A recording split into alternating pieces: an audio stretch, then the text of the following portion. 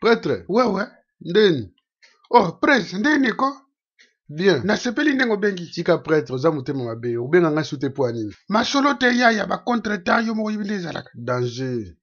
Na omona bulondo yekende. Fobwa kanga. Fosola tatalaka yo prêtre. Na osepelisa yo. Ndenge zali. So na benga kyo zapna tozo mwata moke poto sola. Développer président na mwata. Si. Nalobi ya. Loba président na yoka. Alingo funguloga mwanda munde ba obeta bino masolo Ebola. Ebola. Ebola uta na kisasa ti. Ozomona teke. Balobe uta Congo. Ebola au Congo, sida, s'il te plaît, attends, s'il te plaît. Attends, moi, où t'as pas la bino? Mais oui. Balobe la bino nengo. Mais chez Zabongot. Yo kela na s'il te plaît. Ba médecin belé ba yepo na Congo po nango. Kasi, zato développer. Ça va loba. Omoni nabité. Okenda kini. Si na kenda. Peut-être. Na lela pe ba kino fort. Nabi. Yo pe fo ya otala mambo ele kana este ya Congo. Neka lo bino ya so na 8 ans. Et bon ba konjela bino. Qui voit musika bazolo barani. Je sais pas moi. Surtout bino de artiste faut beta trop masolo Congo. T'as la presse masolo Congo biso to sensibiliser ka batu masolo Congo mais elle moko congolais lingi donc tango zo betele masolo ata guerre faut moi rumba. Ozo ko para rumba. Moi te presse. To so ngana masolo Ebola. Na sida pene balobi ke utakuna. Obi ke lelo so balobi pena ke non guerre mondiale bandi na boye. Eza na pays moko ta zo bombe nucléaire bambela moningo zo comprendre. Soko bambi ba bombe nucléaire mokile ko fit. Boule ke ba bombe na ba tinda ngomna bu. Soki ba boki ba bombe wana ke bebisa mokili. Yango ba luka ba solution mususu. Yango yokana. Ba malade mususu, malade mo ibima na Congo. Mo eza on peut ba tester, ozo comprendre. Tala. Mais ko tunanga point nini, boyebisanga médecin mo awutaki poto bo azaki contaminé ne Ebola, bika giti. Ozo mona teke ba se foutre na gueule na bino. Depuis 76, vaccin et yanango. Mais za bilo mo eza ofelete ya.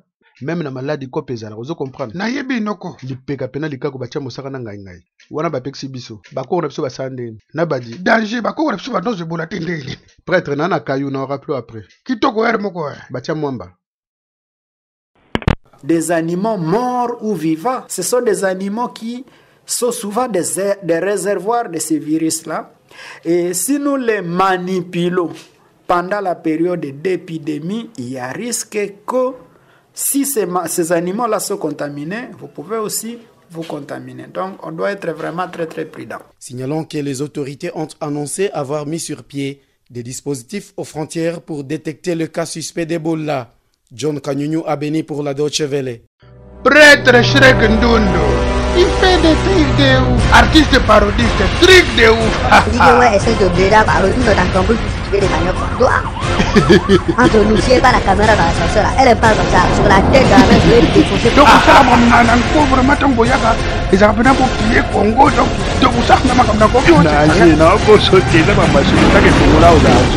Bien sûr, j'en vois, t'as un trop quoi. Nous on fait des business dans Tchekar, ah ouais, c'est pas vos faux business de Toto, on vendait des safou et tout. Nous on vend de la boîte, en mode on investit au bête. Ah ouais, Moussa, explique à ce bêtard de Meninja. T'as qu'on est des pédos. Ouais, là, la Facebook après, tu es nous, mais nous sommes à Bouka, ni pas dit, nous sommes à Rangaï. Oh, ils ont dit non, quittez, nous sommes à Tu veux des parodies en français à Lingala, mais c'est un truc de ouf. Abonne-toi à la page Facebook de Prêtre Shrek Ndundo. Badia Mwamba. Truc de ouf!